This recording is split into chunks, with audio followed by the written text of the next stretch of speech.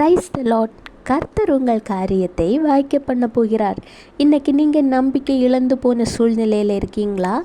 எதனால் நம்பிக்கை இழந்து போனீங்க? உங்கள் வாழ்க்கையில் தொடர்ந்து வந்து கொண்டிருக்கிற போராட்டங்கள், கஷ்டங்கள், சரீர பலகீனங்கள், இல்லைன்னா பொருளாதார நெருக்கடிகள், அப்படி தானே?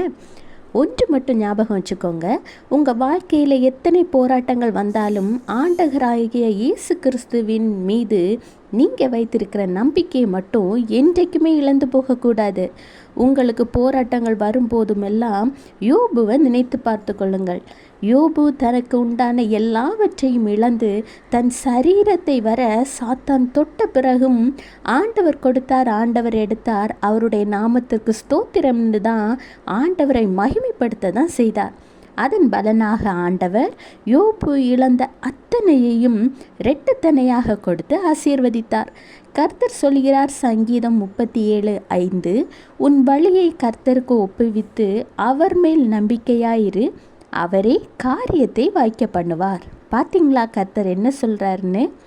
எதை குறித்தும் கவலைப்படாதீங்க. உங்களுடைய வழியை ஆண்டவராகிய இயேசு கிறிஸ்துவின் இடத்தில் ஜெபத்தின் மூலம் ஒப்புவித்து அவர் நடத்துவார், அவர் சரிவர செய்து முடிப்பார் என அவர் மீது நம்பிக்கையாயிருங்கள்.